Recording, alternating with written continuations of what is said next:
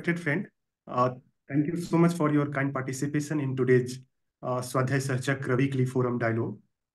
It gives me a great sense of honor to welcome Professor Mark Lindley to be nurturer of today's talk. And I extend a very warm welcome to Dr. Christian Bartolf, Jim Fremlent, uh, Shure Cheng, Jayashri, Pulin Nayakji, Dr. Saji, Ramaswamy, and all friends co-present here. Today, we are going to talk on Lewisian, social Darwinism, and Mahatma Gandhi. Let me give a brief introduction of Professor Mark Lindley, who does not need any introduction at all. He is a great seeker of Gandhian thought, and he has been teaching in MGM University in Aurangabad, and he serves as a research fellow at Gandhian Research Foundation and as a visiting professor at Dr. Babasaheb Ambedkar University. And he was formerly the university chair professor in a School of Economics at the University of Hyderabad, and has been for many years a student of history, a seeker of Kumarappa's quest of um, ecology or economy of permanence. He has a deep interest in Western classical music as well, and he has written many books on Gandhi, and he has written many creative and transformative articles published in many reputed journals. So thank you, sir, for accepting our invitation to share some of your understanding on the very subject of today's discussion. Let me give a brief introduction of Swadhyay Sahchakra Circle, which is a circle of co-learning and mutual study. It is an initiative focused on studying self, culture, societies, and global movements of change. Participants explore the teachings of various seekers, share their own writings, and we invite guests to discuss visions of a world of beauty, dignity, and dialogue. We invite people from different fields of life to share their lives, vision, sadhana, and struggles for creating a world of beauty, dignity, and dialogue. We meet every Sunday or sometimes on Wednesday. So this is part of Vishwanathan Center for Asian Blossoming. We are very much inspired by the work of Maharshi Aurobindo, Mahatma Gandhi, and Chitranjan Das, a creative soul from Odisha. Now, I invite Ananta Bhai to give a brief introduction of today's topic. Now, this evening we are enriched by the presence of Professor Mark Lindley, and he would be speaking on the theme of Lushun, social Darwinism, and Mahatma Gandhi. For some introductory thoughts, I wish to offer the following. The next one, please. Now, for example, how Lu Xun, the great Chinese thinker, Mark writes that how he was developing the idea of evolution, but how that evolutionism, this paragraph from Mark's paper suggests that how the term evolutionism led to a lot of difficulties. And as he writes, no term in 2,500 years of Chinese intellectual history has done more to confirm Confucius' famous dictum: when names are not correct, discourse is difficult. Therefore, the theme of evolutionism, and Darwinism, because Darwin spoke of evolution, but Darwin's thought on natural evolution has been incorrectly and somehow not with proper thought applied to social evolution, leading to social Darwinism. And that discourse of social Darwinism led to a very thoughtless discourse about the survival of the fittest, providing legitimation to colonialism and capitalism. Now, as Professor Lindley is discussing about Lu Xun, it would be important not to forget that Lu Xun met with Tagore, And the meeting between Lu Xun and Tagore was very important for modern Chinese intellectual history. And we know the dialogue between Tagore and Gandhi.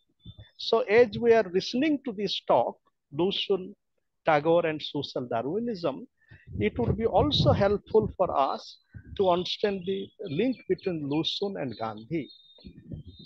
As Professor Lindley writes in his paper, that Lu Xun didn't study to be a doctor because he was more concerned with the problem of spiritual illness of the Chinese people.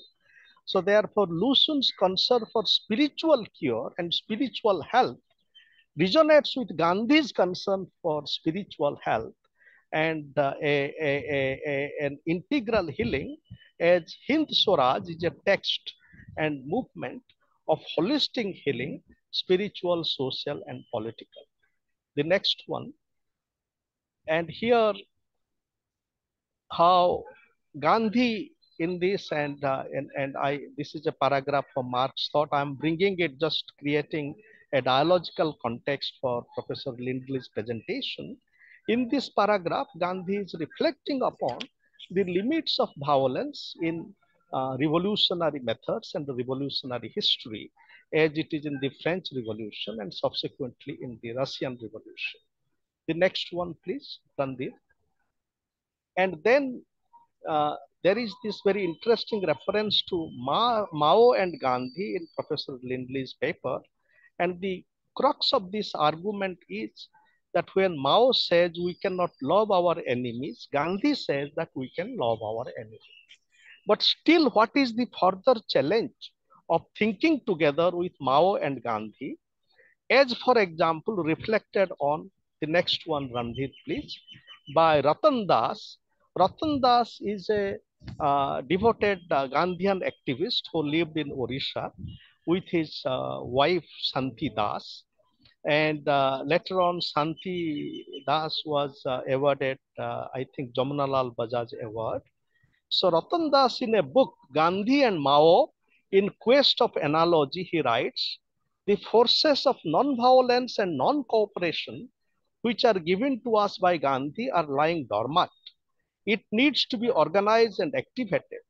Mao's idea to eliminate hunger and poverty have to be inducted into the Gandhian technique of revolution.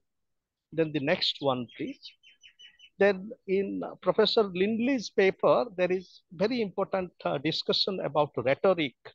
And that invites us to think about the significance of rhetoric in social change, both violent social change.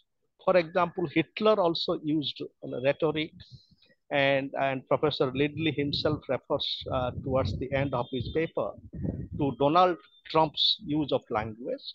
But we should not forget the way rhetoric as political persuasion has worked in history, Gandhi as well as Abraham Lincoln. In fact, Abraham Lincoln used the whole path of political rhetoric in a way, again, to overcome the divide between friends and enemies and created a political community of togetherness and solidarity. And that work continues. And Martin Luther King Jr. also continued that path of political rhetoric and creating a beloved community. These challenges us to look at the significance, and of course, we should not forget the important work of Quentin Skinner, the great political philosopher based in Cambridge, who also challenges us to understand the use of language in the way it structures social reality, including alternative political reality. Beyond enmity and towards friendship, Maitri. So as we have to go beyond enmity or understand the limits of enmity. So how do we think of politics and political theology with and beyond enmity? Carl Smith, for example, he was a Nazi sympathizer, and his political theology articulated politics as especially enmity. But today the challenge for us is to go beyond politics as enmity towards with and beyond enmity towards politics as friendship. And here the work of Fred Dallmayr is deeply significant. Fred Allmeyer left us at the age of 94 on June 5, just 10 days ago, and his conception of politics builds upon Gandhi as well as Martin Heidegger. Therefore, the significance of Maitri is an important challenge, thinking about both Darwinism and Lu Xun and Gandhi, and Maitri as a way, friendship as a way, also has been cultivated by Sri Aurobindo, Gandhi, and Ambedkar. And my final concluding offering in very quickly is that as we are talking about social Darwinism, the whole theme of struggle for existence, how it is also accompanied by challenge of cooperation. We should not forget that Darwin himself wrote a text called The Descent of Man. And there the logic of life is not just struggle for existence. There is also a stream of cooperation there. Speaking about cooperation, we also have to remember Peter Kropotkin and Tolstoy. And towards new pathways of social and spiritual evolution. And in that journey, the work of Sri Aurobindo, who talks about evolution, involution, ascent, and descent.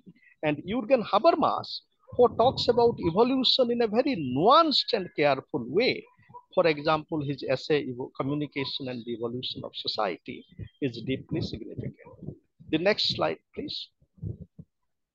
So Sri Aurobindo here talks about evolutionary crisis. At present, mankind is undergoing an evolutionary crisis in which is concealed a choice of its destiny. For a stage has been reached in which the human mind has achieved in certain directions an enormous development, while in others it stands arrested and bewildered and can no longer find its way. The next one. The next one, please. So this evolutionary crisis also as a theme has been picked up by this writer Bharat Rao, who, like Professor Pulin Naik, is an economist, and it is very unlikely that these words come from an economist. He writes, more than any human value, the practice of a certain degree of non-violence has been at the core of human evolution and economic progress since the Industrial Revolution. Bharat Rao, Human Evolution, Economic Progress, and Evolutionary Value. And finally, this thought from Jürgen Habermas, only when philosophy discovers in the dialectical course of history the traces of violence that before repeated attempts at dialogue and the recurrently closes of the path to unconstrained communication, does it further the process whose suppression it otherwise legitimates mankind evolution towards autonomy responsibility. So with this offering, I now invite Professor Lindley, please. And Randeep, you can please coordinate the discussion from now onwards. Thank you. So thank you, Ananta Bhai. Now I invite Professor Mark Hedley to share his presentation. Yes.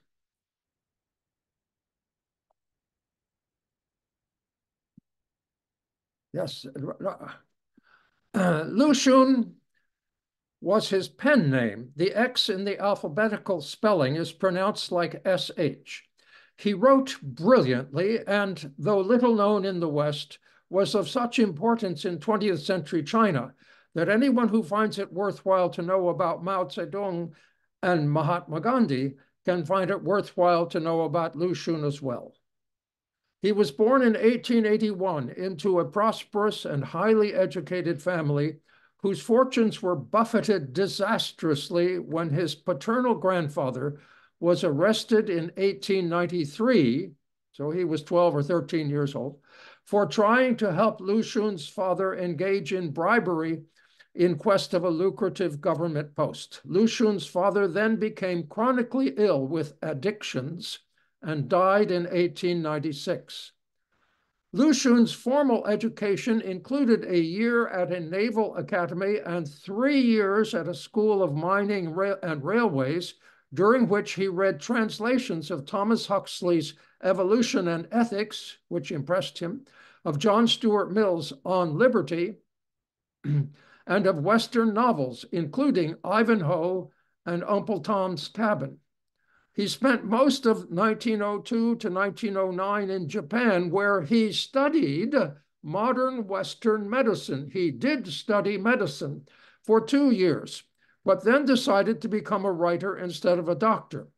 The reason for changing his vocation was that a photograph of a contemporary crowd of healthy Chinese folks attending a public execution and the enthusiastic reaction of his own healthy classmates to that picture convinced him that China, now I need to go to the next slide, convinced him that the Chinese needed to cure their spiritual.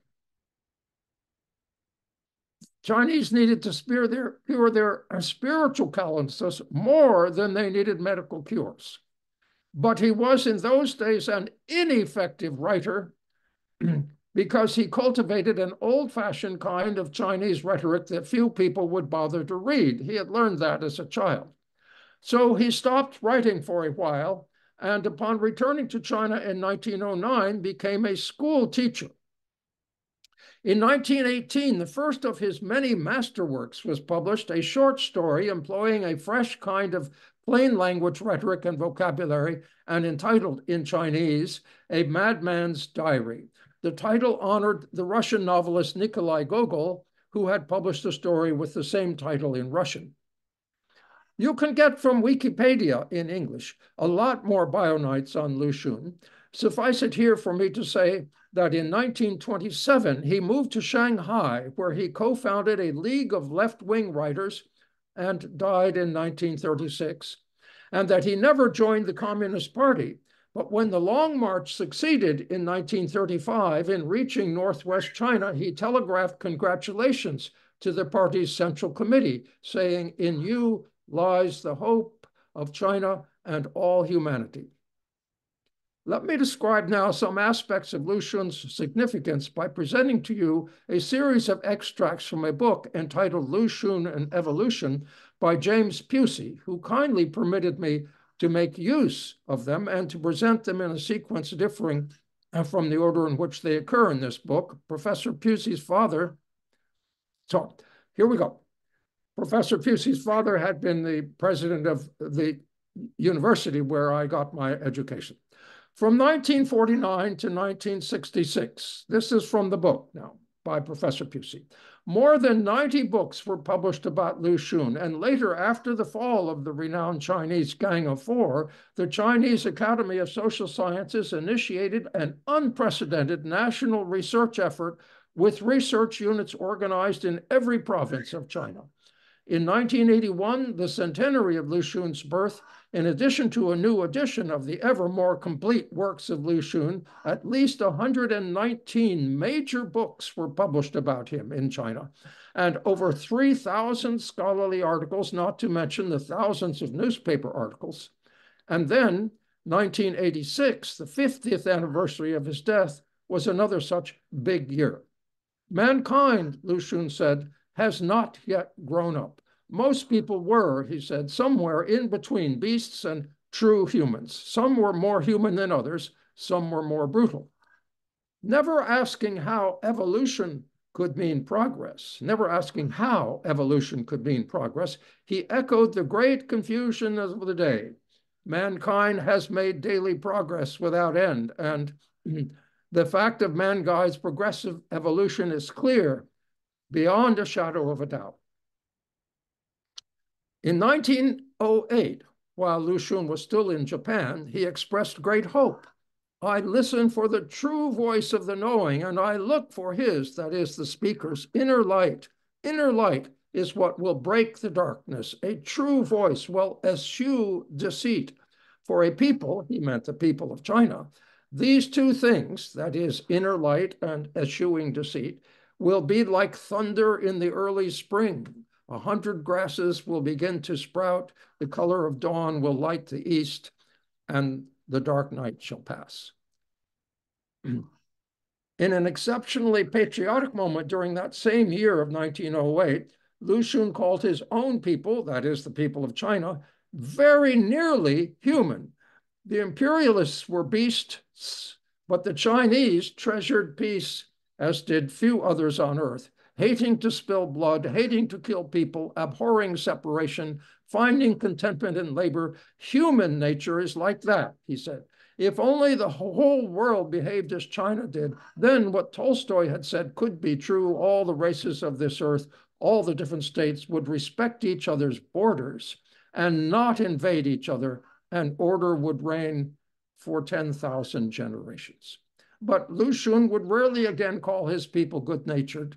After the tragedy that followed in the wake of the successful Chinese Revolution of 1911, he spent the rest of his life exposing his own people's national nature, which, he said, though different, was as brutal and barbaric in his eyes as that of the imperialists. In 1908, he wrote in A Madman's Diary, "I opened a history book and found scrawled over every page the words Ren Yi Dao Da, meaning benevolence, righteousness, or morality.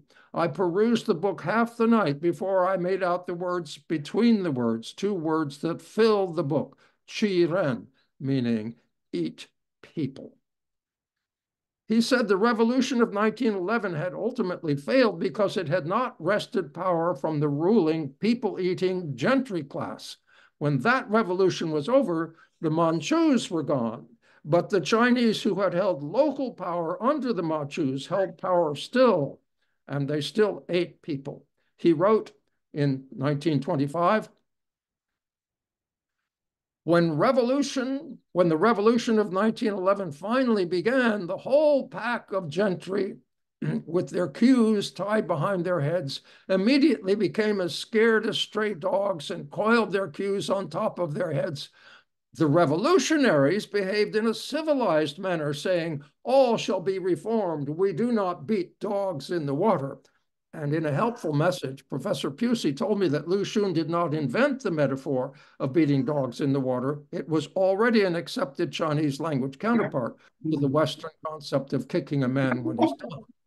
All shall be reformed. We do not beat dogs in the water. Let them climb out. So they, the anti-revolutionaries, the dogs, climbed out. They lay low until the latter half of 1913, the time of the second revolution. And then they burst out to help Yuan Shikai bite a host of revolutionaries to death, and China once again sank day by day into darkness. And so it is to this day, Lu Xun said in 1925.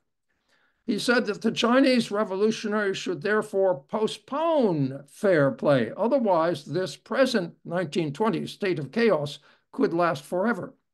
He said that future human beings, true human beings, would be completely humane, but also that it would not be inhumane to be inhumane to the inhumane, because the inhumane were not truly human. He did not see the danger that those who dehumanize themselves dehumanize their enemies, thereby dehumanize themselves. During the decade of disaster, says Professor Pulin, that decade of the 60s and early 70s, Chairman Mao and the Gang of Four used Lu Xun's revolutionary spirit of beating dogs in the water to justify the mental or physical beating of millions of people. This explains Han Xiaohua's lament of 1982.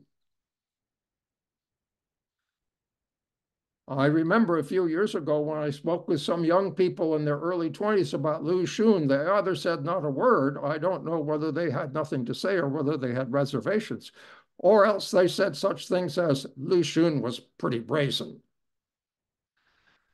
Lu Xun would have rejoiced in his posthumous gradual liberation through the liberal decade in China from 1979 to 1989. But then, according to Professor Pusey, June 4th, 1989 confirmed in Tiananmen Square Lu Xun's most pessimistic views. Thumb through his works, and you can hear him speak. China is especially ferocious towards its own. The tears have been wiped away. The blood has been washed away, and the butchers go free and take their ease. In 1988, one of the most promising of the younger Yushun scholars, Wang Hui, wrote an important and controversial article entitled An Historical Criticism of Lushun Research. Among other things, he said that in the development of human thought, all unified theories that explain everything, all normative ideological systems are necessarily coercive. They necessarily rely on religious or political authority. Under such an ideology, the individual can no longer think freely, but can only explain anything he encounters according to the ideology's prescribed concepts. In the current late 1990s, this is from Professor Pusey's book, yes? In the current ferment in China, government officials and the disenchanted both tell people on occasion to study Lu Xun. But study what? What if they actually listen to him? Would they hear? Would the officials hear, you can change, or beat dogs in the water? Would the disenchanted hear, to rebel is justified, or would they hear, eating people is wrong? The way is not clear. The dilemma is still there. But who can look at China's century of civil strife and wish for yet more civil strife there? Who would not say amen to the prayer, I pray that civil strife, which knows no end of evil, shall never roar within this city, and may the dust that drinks the black blood of its people wreak not havoc on the state, in rage demanding recompense, life for life. This is a pagan prayer from Act 3 of the Eumenides, the concluding extant play from the Oresteia trilogy, the greatest ancient Greek theatrical work, 458 before the Christian era, by Aeschylus. This play depicts a social transition from feuds to government justice. Lu Xun wrote about the Chinese. Go back, please. Back to the previous slide. Lu Xun wrote about the Chinese because he was most worried about the Chinese. But he is great because without trying to, he wrote about us all. The dog in his short story, The Dog's Retort, the one dog in all Lu Xun's work who puts people in their place, puts all people in their place. Next slide. I dreamt that I was walking in a narrow lane, wearing tattered clothes and worn-out shoes, looking like a beggar. A dog started barking behind my back. I haughtily turned my head and cursed him, saying, "Hey, shut up, you snobbish cur." He laughed, and then said, "I dare not so presume. To my shame, I'm no match for you people." What? I was furious, thinking this was an intolerable insult. I'm ashamed to say I still can't distinguish copper and silver. I still can't distinguish cotton and silk. I still can't distinguish officials and people. I still can't distinguish masters and slaves. I still can't distinguish. I fled. But wait, let us talk some more. He loudly tried to hold me back. I fled all the way as fast as I could until I fled out of my dream and back to my bed. Marxists believe, said Yi Tzuxuan, that Darwin's scientific theory of evolution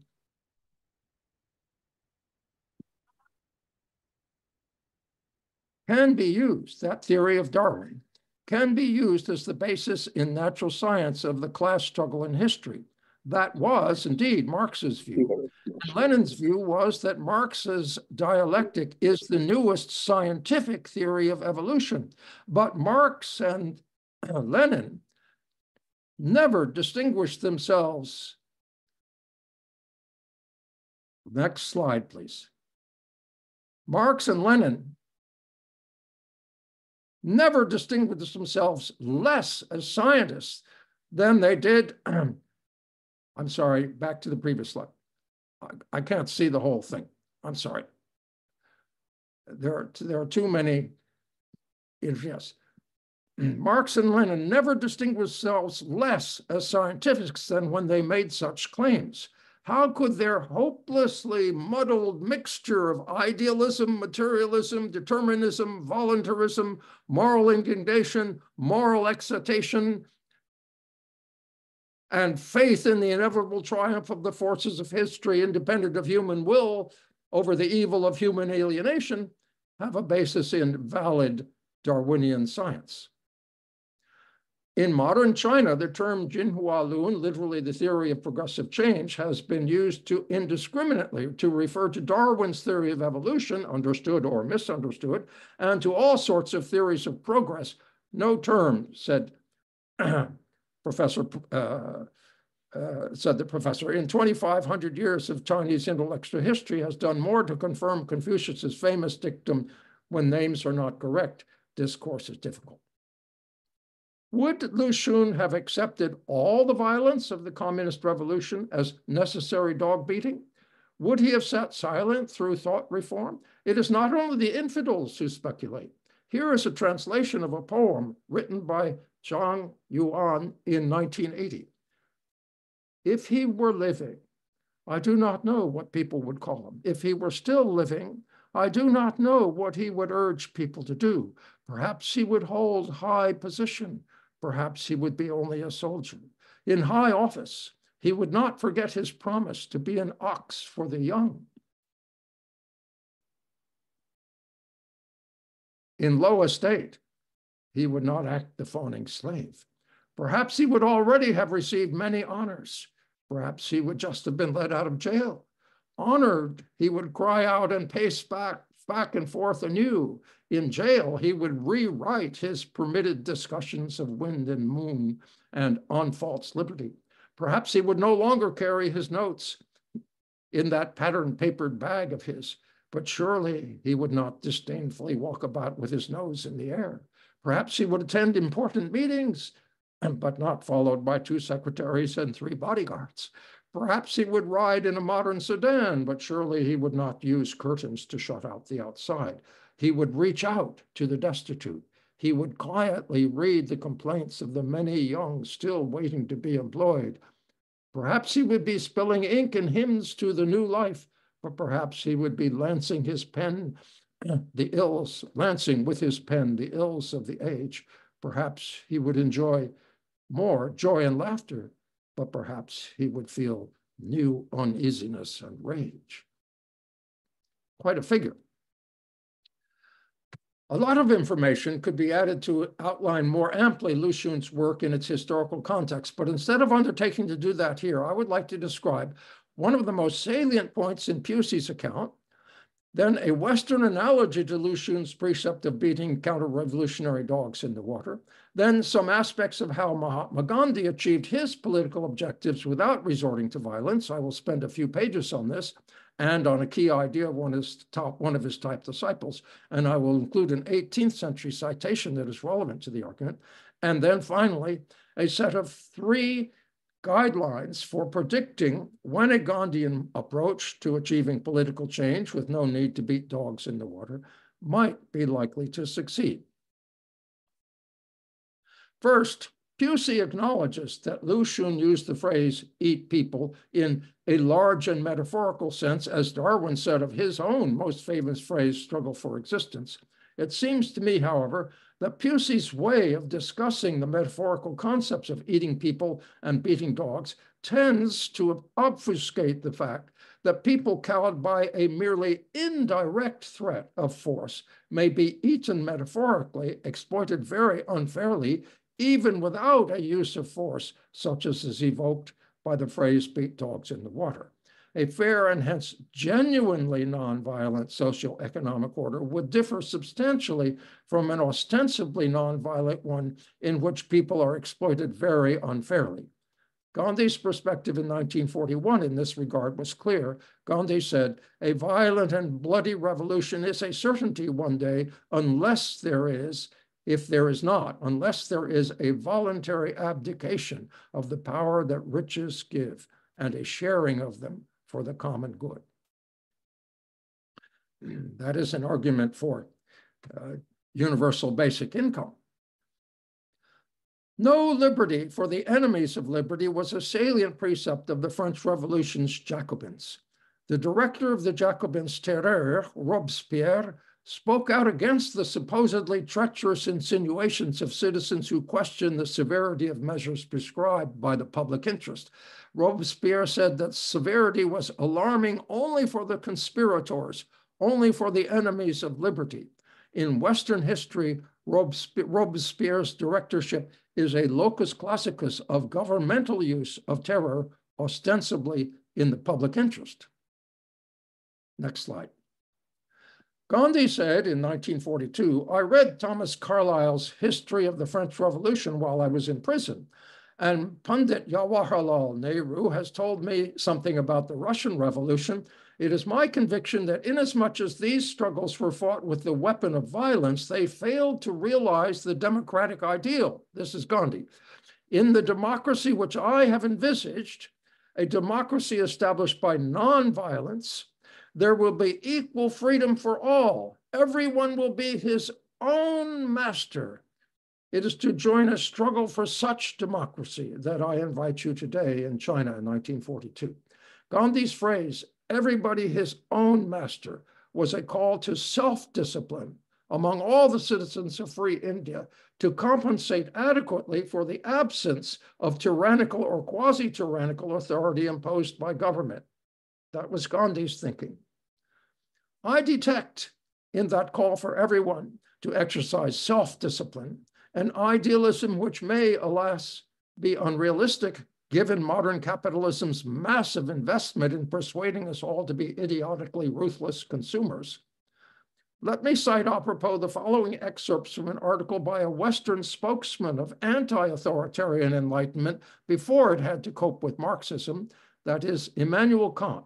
The article, entitled Idee zu einer allgemeinen Geschichte in Weltbürger der Absicht, was published in 1784. Next slide, please.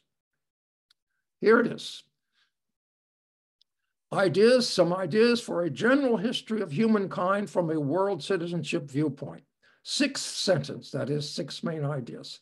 Man is an animal which, when it lives among other animals of its genus, that is of its own species, needs a lord, that is a master. For he would certainly, without a master, misuse his freedom in regard to other animals of the same species, even if he may wish, as a rational creature, to have a law that sets limits to the freedom of everyone, of all. Still, his own selfish animal tendency would lead him to exempt himself where he may, that is, in all cases, where he is permitted by custom to exempt himself or herself from the greater rationality of self-discipline. Next slide.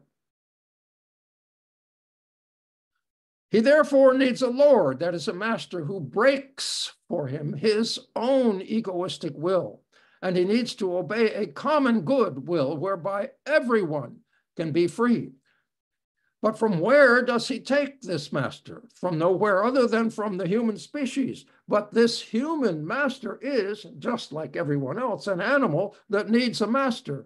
Everyone will always misuse his or her freedom if he has nothing over him or her that makes use of force over him or her.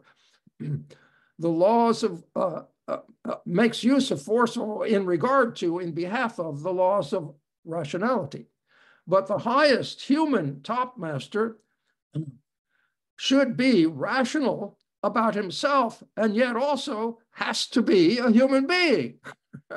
Next slide.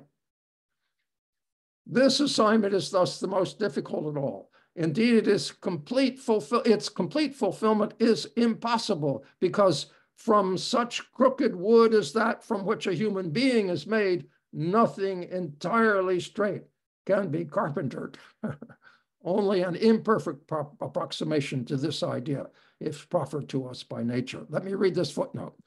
Although Kant has been called a secularist, his evocation here of carpentering evokes implicitly the Christian doctrine of the Savior Jesus, whose secular profession was carpentry, and the heritage of Adam's original sin due to his wife's influence in many religions to search for the cause of sins is to chercher la femme. Yes. So there's a Christian, implicitly Christian reference here in this wonderful metaphor of crooked wood from which nothing entirely straight can be carpentered. Now, Let me also mention here that the economist who devised the term Gandhian economics, Joseph Kumarappa, who died in 1960, posited a theoretical ladder of 5 moral levels of economic activity. At the bottom, predatory, then parasitic, then enterprising, better than parasitic, then gregarious, and finally purely service-oriented. And that although Kumarappa allowed that among human beings, the types are not always so distinct, and therefore for each individual, the general classification will depend upon the balance of that individual's behavior, Kumarappa also felt that there had been a broad trend in the history of humankind to move up on the scale. Next slide. Kumarappa is thus just as vulnerable as Lu Xun to an accusation of having been a social Darwinist. Kumarappa said that the respective hallmarks of the 5 moral levels of economic activity are as follows: destruction of the sources of benefit. That's the lowest level. Benefit without contribution, with emphasis wholly on one's rights, and thus neglecting one's duties. Hello, the USA. Yeah. Benefit and contribution correlated via a balanced view of rights and duties, and hence a readiness to take risks. Honest enterprise would be discernible from these hallmarks. Benefit to the group rather than to individual members. Individuals motivated by this community-oriented and/or downright communist-type morality of gregation might be prone to violence to those outside the group if they're threatening the group. And best of all, contribution without regard to any benefit received by the worker. This Gandhian-type humane morality cultivates nonviolence and, according to Kumarappa, makes for permanence. Now, when Gandhi felt outraged by something, he would normally not display anger, but would instead try to, quote, conquer the antagonist with love via dialogue, plus some nonviolent kind of protest, complemented. Next slide. Complemented sometimes by a constructive program. It seems to me that Mao's concept of political common sense, Mao said, we cannot love our enemies. We cannot love the ugly things in society. Our goal is to wipe out such things. That is human common sense. Mao's common sense is nowadays gradually being suppressed in some quarters by Gandhi's common sense view that win-win solutions to social conflicts are better than win-lose. Gandhi in his dealings with the British displayed a superb rhetorical command of their language. Let me point out to you some of his rhetorical devices in certain parts, shown on the following page, of a speech he gave in 1931 to a crowd of English factory workers. He had in 1929 attended in India a bonfire of foreign-made cloth for which he was arrested and fined, and he had in 1930 called for his program of illegal production of salt, illegal because the producers wouldn't be paying the tax the British demanded on all salt produced in India. He wanted that illegal production of salt to be accompanied by a boycott of foreign cloth. So by 1932, only a quarter of British cotton exports were to India instead of half as before World War I. The boycott was in response to a long-standing conflict of interest between the British industrial capitalism and Indian cottage industry. Already back in 1832, a writer in England had predicted that because of British industrial ingenuity, the Saxon, that is German weavers, will find themselves eclipsed. France will be an importing country. The extensive manufacturers at Syria, Armenia, and Persia, and even the Chinese will be equally paralyzed, as are the calico weavers now in Hindustan. And in the mid-1830s, the Governor General of India had reported that the misery here in India hardly finds a parallel in the history of commerce. The bones of the cotton weavers are bleaching on the plains of India. That was the mid-1830s. So this boycott of British cloth was very resonant in Indian culture. Next slide. While the reason for Gandhi's trip to England was to represent the Indian National Congress at a roundtable conference in London in the wake of his vastly successful salt tax protests, boycott, Gandhi said in a press interview a few hours before landing in England that he would also visit Lancashire, where textile workers were suffering from unemployment because of his boycott that he had organized.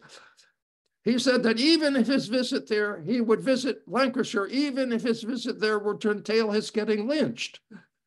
that he was not lynched, and indeed the workers at one of his stops there gave him 3 cheers, was due to his explaining himself so well.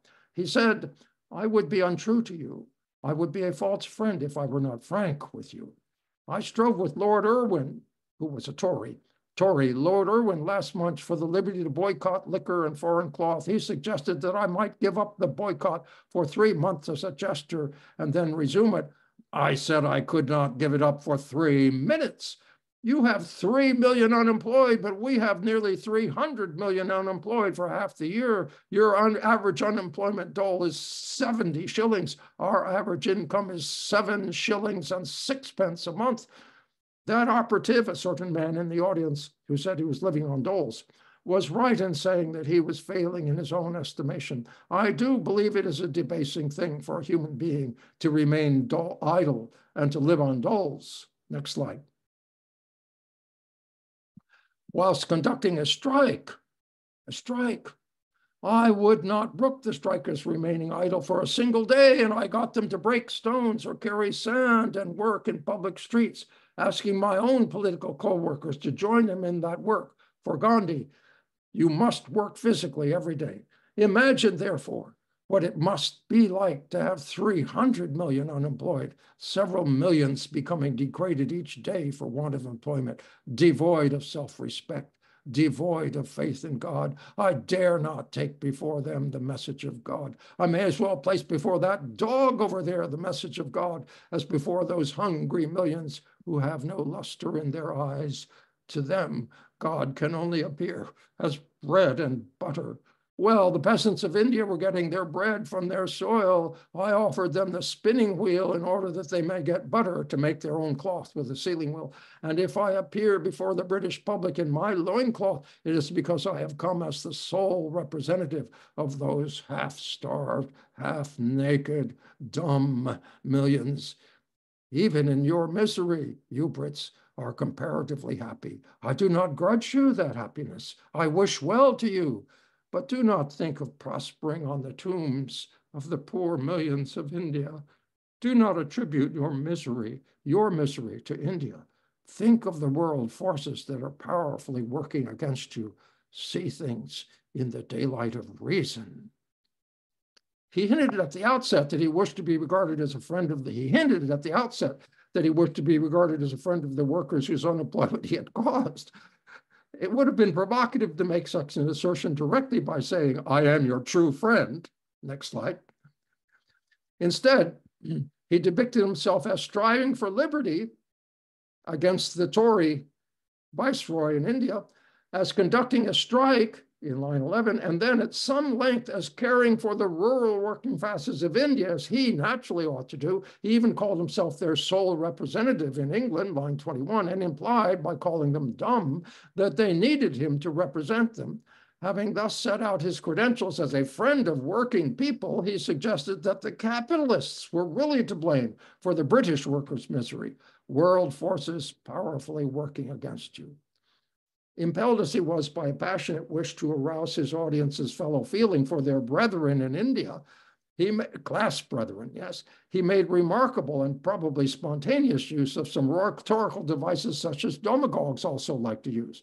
In lines 1 to 6, we find a charming sequence of numbers: 3, 3, 3, 377, 6. And also a remarkable series of alliterations: liberty, liquor, March, might, months, minutes, million, month, and 70 shillings, 7 shillings, and 6 pence. This is followed up later by strikes, strikers, single day, story, sand, streets, and then several million, spinning wheel, and sole representative, half-starved. Well, the word millions becomes a refrain throughout, and there are alliterations on H and D, 100 million, do not grudge, dog. But the two pivotal words, God and loincloth, are conspicuously absent, or conspicuously not in any such chain. They occur a lot, but they aren't in the chain of different words. Also notable is that the word millions occurs in a sequence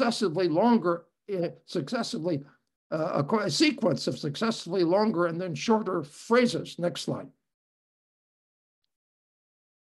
300 million, 3 million unemployed, 300 million unemployed, several millions becoming degraded every day, hungry millions who have no luster in their eyes, half starved, half naked, dumb millions, poor millions of India. Look at that.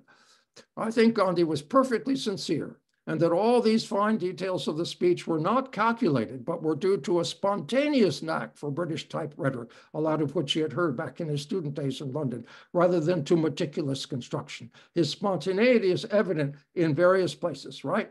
I will skip ahead. He was speaking, I believe he was speaking spontaneously.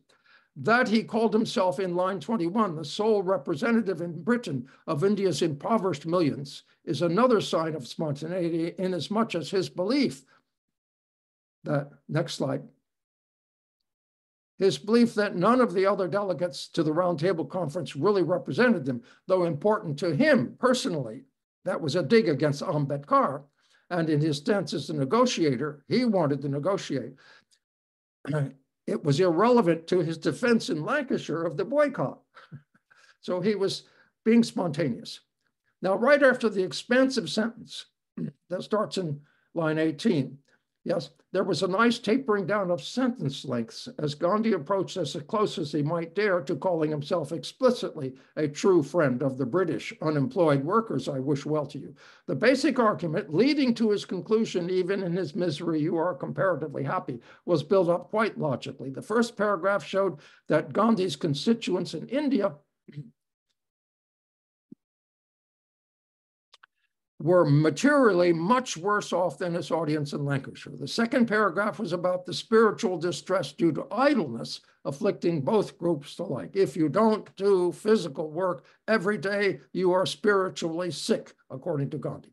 The third paragraph synthesized these two perspectives by explaining that people whose material deprivation has been so great that they're not only malnourished and inadequately clothed, half starved, half naked, but also too weak to protest, dumb, and no longer with any luster in their eyes. Such human beings become like mere animals, unable to receive even the message of God.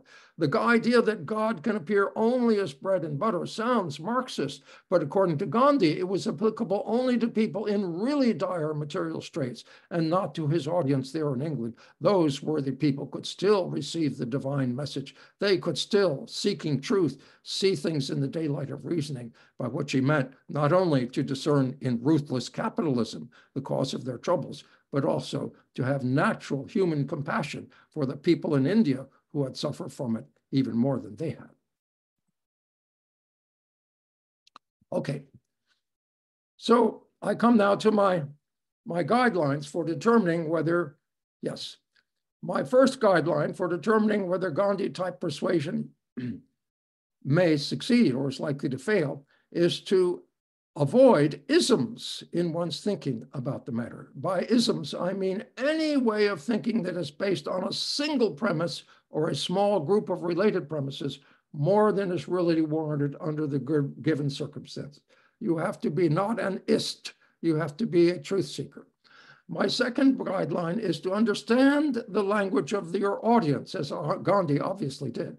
I have noticed that whenever a text is translated, any text, into a very different language, different because it's from a very different culture, the words or phrases conveying moral content or philosophical notions are impossible to render accurately. Such words are extreme cases of what is meant by the Italian proverb tradurre, tradire, which means to translate is to betray. An example is the Hindi word dharma, which is sometimes translated as duty and sometimes as religion. In the Hindi word, both of those meanings are always inherent together. And the kinds of duty are traditionally mainly one's caste duties, that is, duties which someone in a very different caste wouldn't have. One way of dealing with culturally related terms like that is simply to cite them in the original language, like we do in English with the French phrases hors d'oeuvre and bon appetit, and with the German words gemütlich and Weltanschauung. Each time we do this, we're drawing simultaneously upon the cultural resources of more than just one language. Okay, coming ahead. My last point. Another guideline is to understand that an approach based on persuasion sans physical force will fail if the person you are seeking to convince is an influential and an utterly shameless sociopath.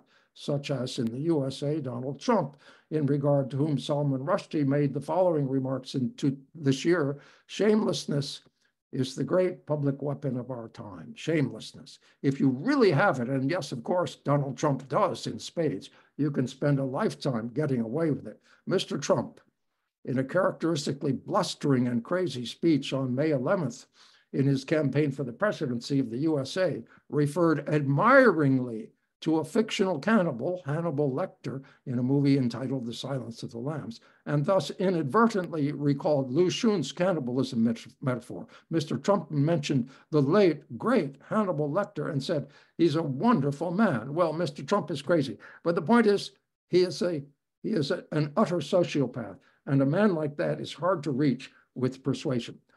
Thank you very much for your attention.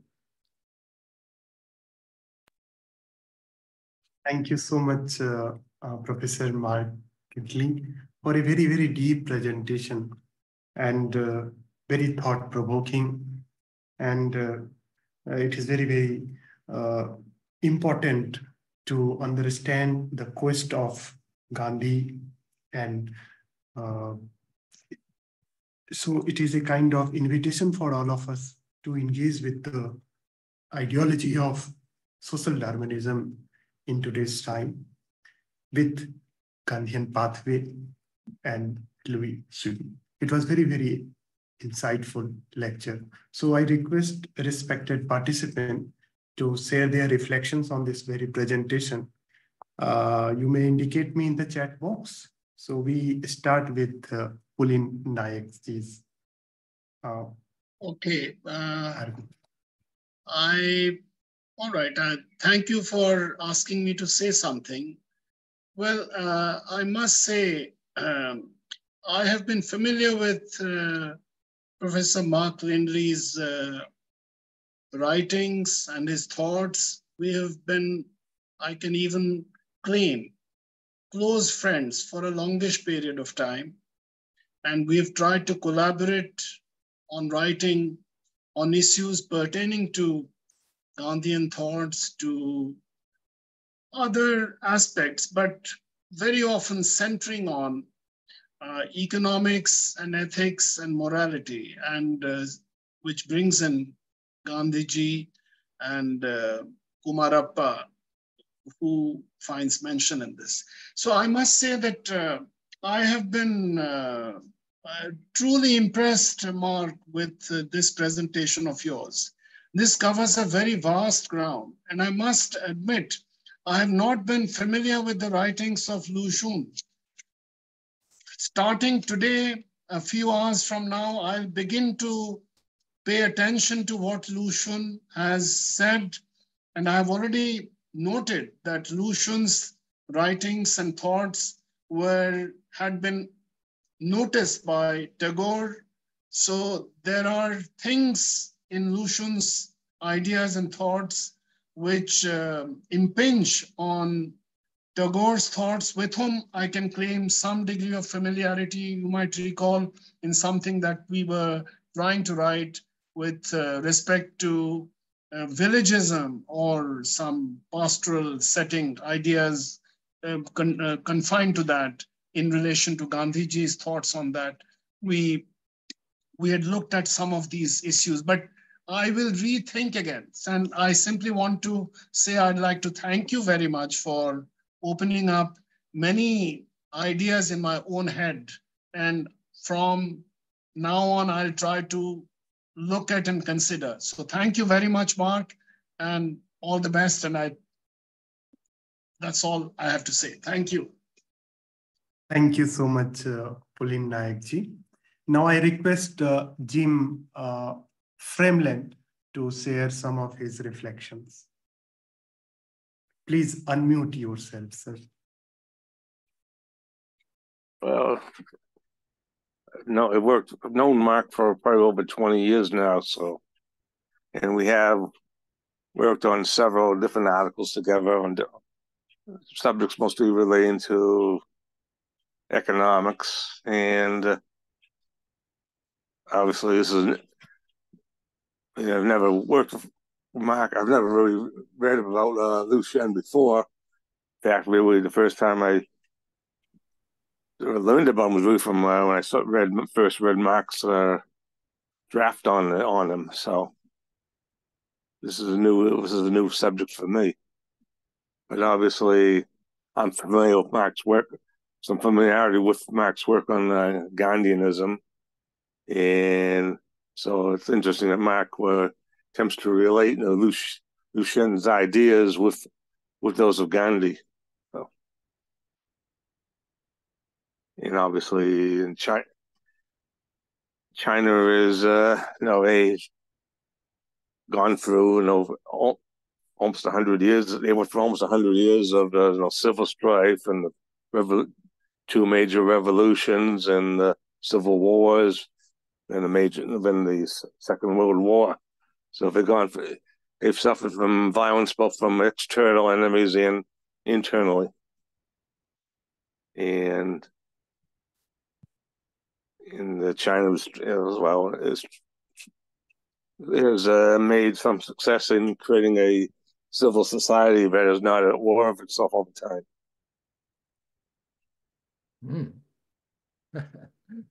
Yes. Yep. We may be in worse condition in terms of civil society today in the USA than they are in China. Could well be the case. In fact, I think it is the case. Yeah. Oh, Mark, how are you? Hello, sir. It is great to see you. Anamik from Rajkot. Yes, I know you. I know you. Great to see you. I'm very happy that we are back again on a common platform. We will be in touch. Yes. And I really enjoyed. Of course, I joined a little bit later, but your previous content was already with me, so I could connect the earlier thought also, which I couldn't hear. Yes. I might explain to the others, this is a former vice chancellor of the university founded by Gandhi in Gujarat, and is a very important figure in economic and medical thinking, chemical thinking. And I believe very much in the importance of chemistry for ecological economics. So it's wonderful to be back in touch with you, sir. Makes it worthwhile to give this talk, to get back in touch with you. Very happy to see your spirit again. Yes, we will be in touch. And when the entire world is on hardliner, people everywhere. Yes. Whether it is Asia, whether it is Europe, whether it is Russia or United States, such thought-provoking things are much needed at various platforms. So I appreciate this arrangement and Dr. Anand also for arranging such a wonderful talk. Yes.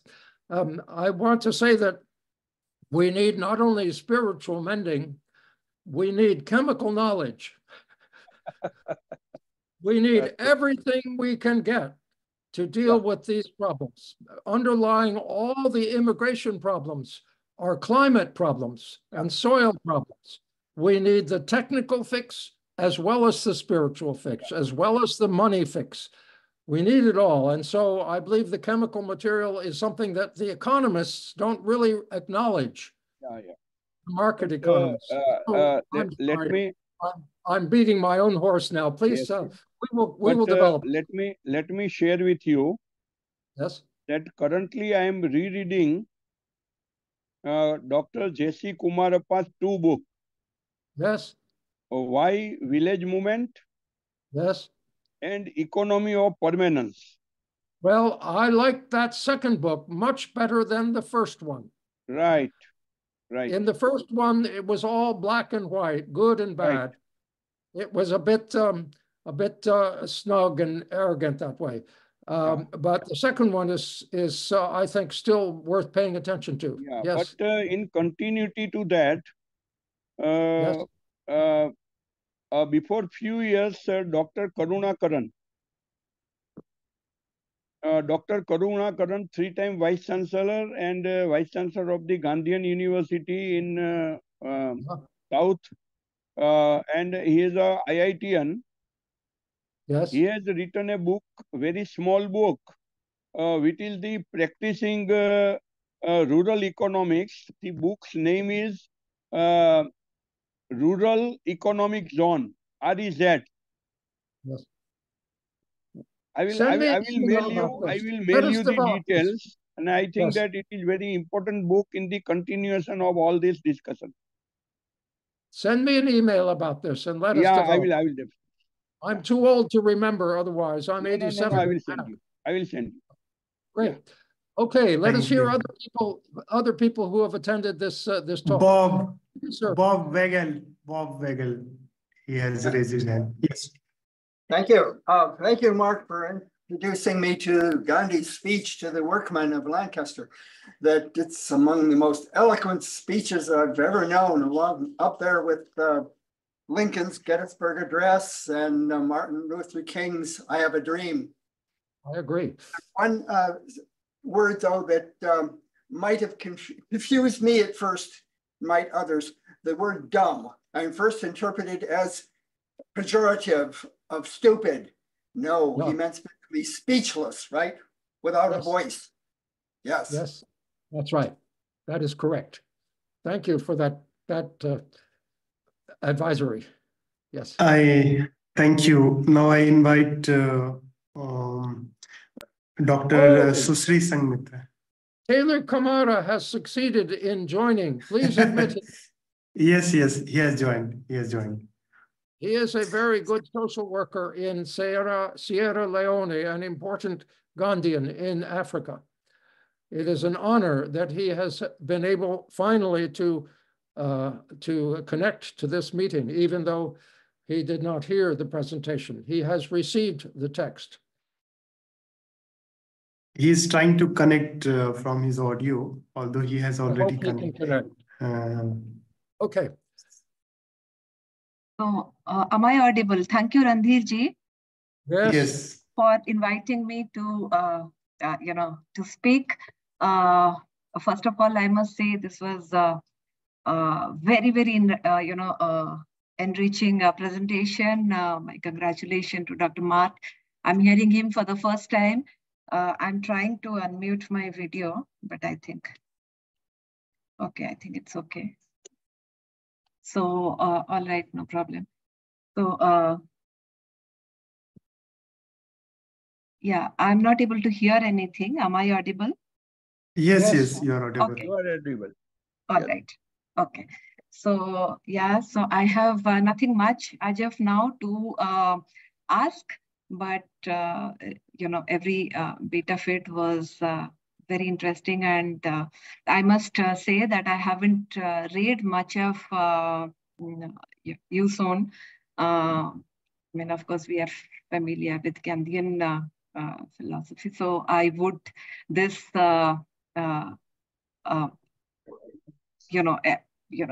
encourages me. I have taken notes, many notes. Probably we'll stay in touch over mail. I'll start reading. And so as of now, I would just thank you, Mark, and thank you and Ananta Bhai for this, organizing this and inviting me over. Let me add that the English language Wikipedia article on Lu Xun is very good. Yes. That's a good place to go if you can't read Chinese. Yes. No, I'll have to take the help of translator. I can't, Google Translator perhaps. I can't read Chinese. But yeah, some of my works have been translated into Chinese though. So yeah, I can't. But yes, he's definitely one of the most, respected literarian over there. Yes, I know. In fact, during the last WCP, the World Congress of Poets, where I was a part of it as a delegate, there was much of discussion about his work. But more than that day, today, your presentation has prompted me and encouraged me more, even more than that, to read him.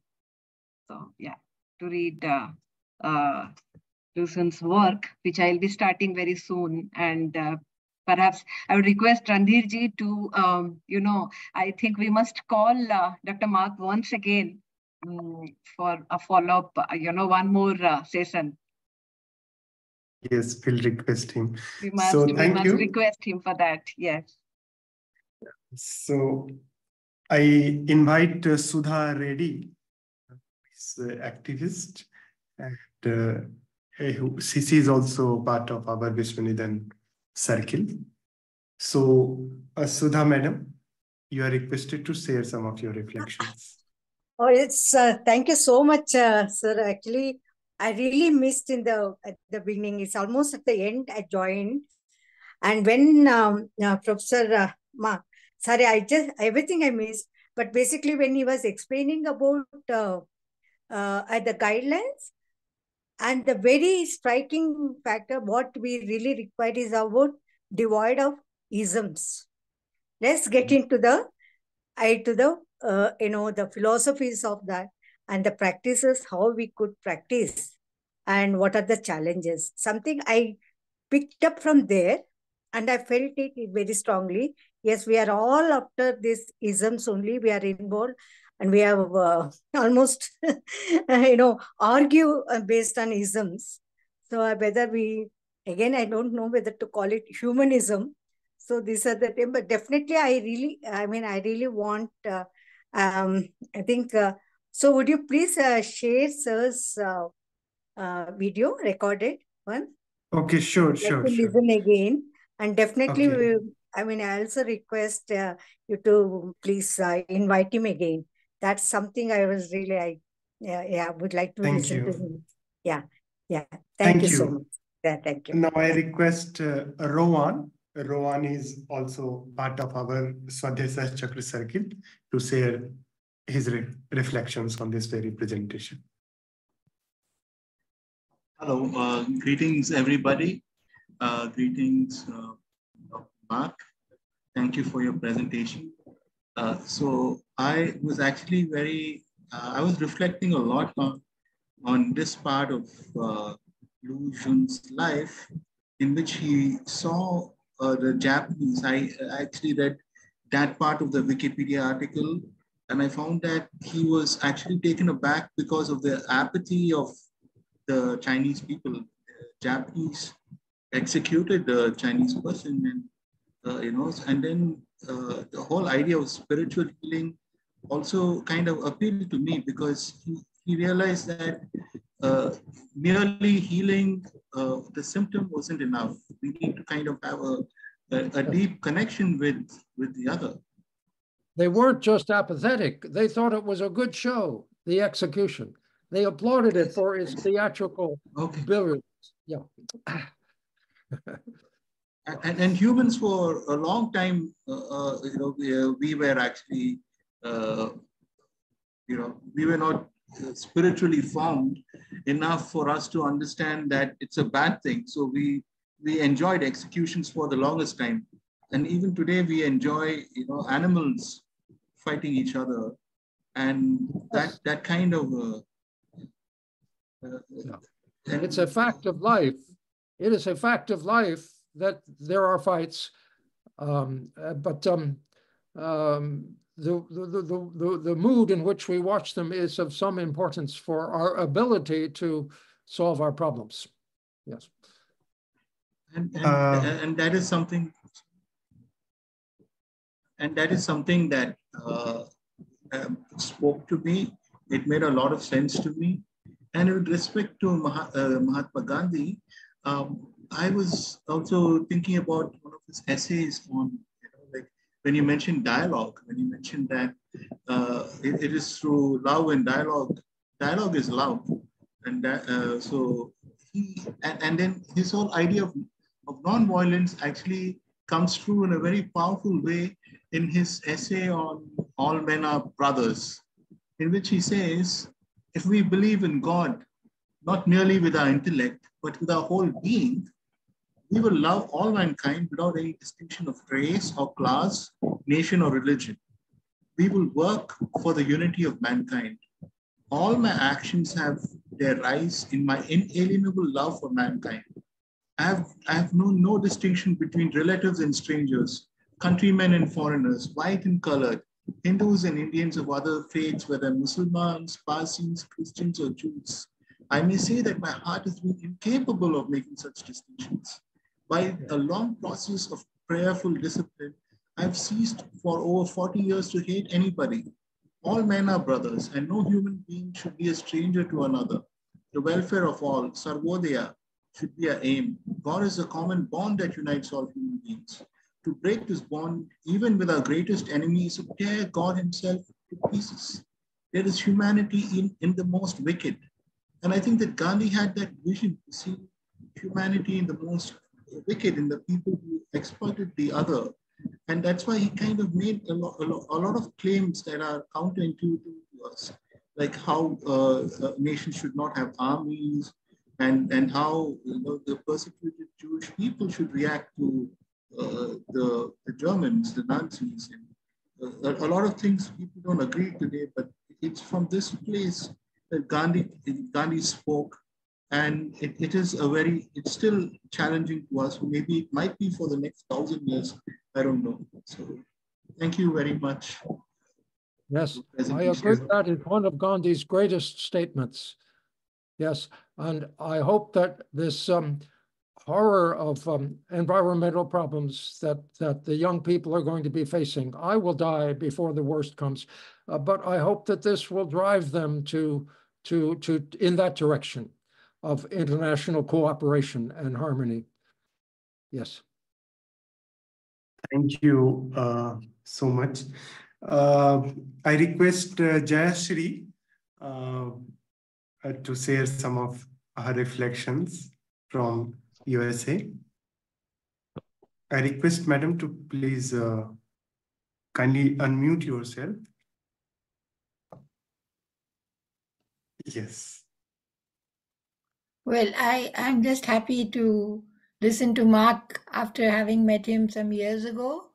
I'm not a scholar of any sort, but it's nice as a normal citizen of any country to listen to what has been left behind and think about what Mark has said and how he has studied it and shared it with us. I thank him very much, and that's all I can say.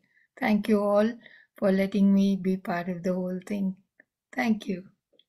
Thank you so much. Thank you so much. Now I request Miniti Pradhan ji to share some of her reflections and then offer the vote of thanks also. Yes. Okay, thank you. Audible? Am I audible? Yeah. Yes, yes. Yeah, thank you so much. I thank Professor Mark Linde for very great presentation. And telling frankly, I'm really overwhelmed with so many thoughts and so many ideas that the particular one I cannot, pinpoint and need more time to assimilate more Lusung's work and the ideas has been shared. It has been a very great presentation. So I need a little bit more time to, even though some small things were just popping up my mind, but I think I need to read little more. Like, how, when you are telling that about that spiritually sick person, no? How do we convert the atheist into the spiritual side? In their belief system, how to change in what other way? This is a small query, but I need more time to go through again the presentation and assimilate a little more. Thank you. Great, wonderful. Gandhi would say, do some physical work every day. That would be Gandhi's first step. He did it with the spinning. He said, even if he weren't doing kitchen work that day or raking leaves or whatever, he didn't have leaves to rake, of course, out there in the desert, in the dry soil. He was for physical work as a lubricant to spiritual growth. But there's a lot of other steps too. Yes, Manitiji. Thank you. Okay, we can end it now. Yes, yes. Yeah, you can ask the last. Anybody else wants to ask or anything for the last call? Anybody wants?